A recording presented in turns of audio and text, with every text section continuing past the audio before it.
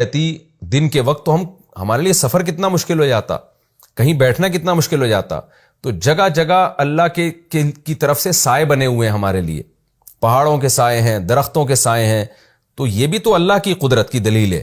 اللہ سورج کی کرنوں کو ایسا بنا دیتا کہ وہ کوئی بھی بیچ میں رکاوٹ آتی، وہ کرنیں اس رکاوٹ میں سے گزر جاتی، تو سایہ وجود میں ہی نہیں آتا.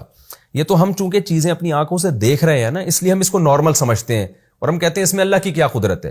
لیکن اللہ سب کچھ کر سکتا تھا، وہ اس کائنات کو ایسا بنا سکتا تھا کہ سائے وجود میں نہ آتے. لیکن اللہ کہتے ہیں ہم نے ایسا بنایا کہ اس میں تمہارے لیے سائے ہیں. وَجَعَلَ لَكُم مِّنَ الْجِبَالِ أَكْنَانًا، اور اس نے تمہارے لیے پہاڑوں میں غار بنائے. کن کہتے ہیں ہر وہ چیز جو آپ کو چھپا دے. تو غار چونکہ چھپا دیتا ہے اس لیے اس کو بھی کن کہا جاتا ہے، اور اکنان اس کی جمع آتی ہے. مراد اس سے غار ہے. تو پہاڑوں میں بھی آپ کو بڑے بڑے غار ملیں گے. ٹریولنگ کے دوران ان غاروں کا اگر پہاڑوں میں یہ غار نہ ہوتے تو مسافر لمبے لمبے سفر میں مارے جاتے، اس کا بڑا خطرہ ہوتا. بہت دفعہ پہاڑی راستوں میں آپ کو سردی سے بچنے کی جگہ نہیں مل رہی ہوتی، وہ خیمے آپ کے کام نہیں آ رہے ہوتے، تو پہاڑوں میں آپ کو جگہ جگہ غار مل جائیں گے. ان غاروں میں انسان چھپ بھی جاتا ہے، ان غاروں میں انسان گرمی سے بچتا ہے، سردی سے بچتا ہے. تو اللہ نے ہمارے لیے یہ بنائے. وَجَعَلَ لَكُمْ سرابیل. آج تو سائنس نے ترقی کی ہے نا، لیکن اللہ نے ماضی میں انسانوں کے فائدے کے لیے یہ چیزیں پیدا نہ کی ہوتی تو نسلیں ہی ختم ہو چکی ہوتی. تو ترقی کیا ہوتی اگر نسل ختم ہو جاتی. وَجَعَلَ لَكُمْ سَرَابِيلَ، اور اس نے تمہارے لیے کرتے بنائے. تَقِيكُمُ الْحَرَّ، جو تمہیں گرمی سے بچاتے ہیں. کرتے کا کیا مطلب ہے؟ ہر وہ چیز جو انسان اوپر پہنتا ہے. تو ظاہر ہے کرتے بھی ٹیلر بناتا ہے، لیکن اللہ اپنی طرف کیوں منسوب کر رہا ہے کہ جس چیز سے بنائے جا رہے ہیں کرتے، وہ تمام چیزیں اللہ کی پیدا کرنا ہے. چاہے وہ جنگی کرتے ہوں جس کے آگے تذکرہ آ رہا ہے تقیکم باسکم، ایسے بھی اس کرتے ہیں جو تمہیں تمہاری لڑائیوں سے بچاتے ہیں، یعنی زر ہیں لوہے کی. تو کرتے سے مراد یہ اردو والا کرتا نہیں ہے، یہ بھی داخل ہے اس میں. اور ہر وہ چیز جو ہم اوپر زیبتن کرتے ہیں، عبایا ہے، تمام کی تمام چیزیں جو ہم زیبتن کرتے ہیں جس میں ہمارے لیے زینت ہے. جانوروں کو اللہ نے یہ نعمت نہیں دی ہے، لباس انسان کی نعمت ہے.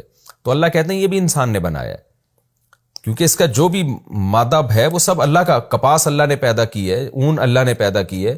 تو یہ تمام کی تمام چیزیں اللہ کی پیدا کرنا ہے، جس سے تم گرمی سے بھی بچتے ہو اور تمہاری لڑائیوں میں بھی یہ چیزیں بچاتی ہیں تمہیں. کذالک یتم نعمتہ علیکم، اس طرح اللہ اپنی نعمتیں تم پر تمام کرتا ہے. کہاں سے نعمتیں اللہ نے شروع کی ہیں؟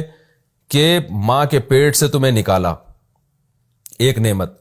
پھر تمہارے پاس علم حاصل کرنے کے ذرائع نہیں تھے، اللہ نے کان آنکھ دل دے کے بھیجا تاکہ تم علم حاصل کرو، لہذا تم پڑھے لکھے بن گئے، بہت نالج آ گئی تمہارے پاس. یہ اللہ کا احسان. پھر اللہ کی قدرت کی دلیل، آسمانوں میں پرندے اڑ رہے ہیں. پھر اس کے بعد اللہ تعالیٰ نے تمہارے لیے گھر بنائے رہائش کے لیے، ایسی چیزیں پیدا کی. اور پھر تمہارے لیے جانوروں کے چمڑے پیدا کیے، اس سے تم کتنی چیزیں بناتے ہو. اور پھر ان جانوروں سے کتنی تجارتیں کرتے ہو، ان کی کھال، ان کے اون سے. اور پھر سائے پیدا کیے، پہاڑوں میں غار پیدا کیے اس نے. اور تمہارے لیے لباس پیدا کیے جو تمہیں گرمی سے، عرب میں چونکہ گرمی زیادہ تھی، قرآن میں سورہ نحل میں شروع میں ہے لکم فیہا دفء، اس میں گرمی کا سامان ہے. تو سردی سے بھی بچاتے ہیں، اور یہاں پر اللہ نے گرمی سے بچانے کا ذکر کیا کیونکہ عرب زیادہ تر سرد علاقے نہیں تھے ان کے پاس. ذکر تو اللہ نے سردی سے بچنے کا بھی سورہ نحل کے شروع میں کیا، یہاں گرمی سے بچنے کا ذکر کیا کہ وہ لباس تمہیں گرمی کی لو کی شدت سے بچاتا ہے اور تمہاری جنگوں میں تمہارے کام آتا ہے. تو اتنی نعمتیں اللہ بیان کر کے کہتے ہیں کذالک یتم نعمتہ علیکم، اللہ اپنی نعمتیں تم پر تمام کرتا ہے، ادھورا نہیں چھوڑا کسی بھی معاملے میں اس نے تمہیں. لعلکم تسلمون، تاکہ تم اس کے فرما بردار بن جاؤ. اور ہم کیا کر رہے ہیں کہ سائنسی ترقی میں لگ کر ان نعمتوں سے بھرپور طریقے سے فائدہ اٹھا رہے ہیں، لیکن ہم نے اپنی ڈکشنری سے خدا کو نکال دیا ہمیشہ کے لیے. حالانکہ اللہ نے سب کچھ کیا اس لیے تھا تاکہ ہم اس کے فرما بردار بنیں. فَإِن تَوَلَّوْا، پس اگر اے انسانوں اب بھی تم اعراض کرو گے ہم سے، فَإِنَّمَا عَلَيْكَ الْبَلَاغُ الْمُبِينُ، تو اے محمد صلی اللہ علیہ وسلم آپ کے ذمے صاف صاف پہنچا دینا ہے.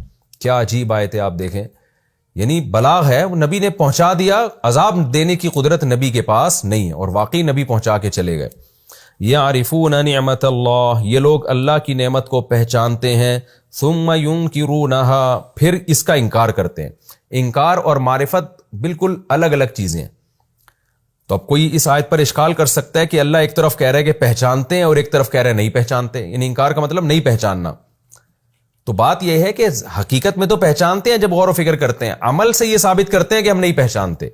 اس لیے اس کی تفسیر علماء ایسے کرتے ہیں کہ اللہ کی نعمت کو پہچانتے ہیں لیکن عمل یہ بتاتا ہے کہ نہیں پہچانتے، اس پہچاننے کے تقاضوں پر عمل نہیں کرتے. وَأَكْثَرُهُمُ الْكَافِرُونَ، اور ان میں اکثر لوگ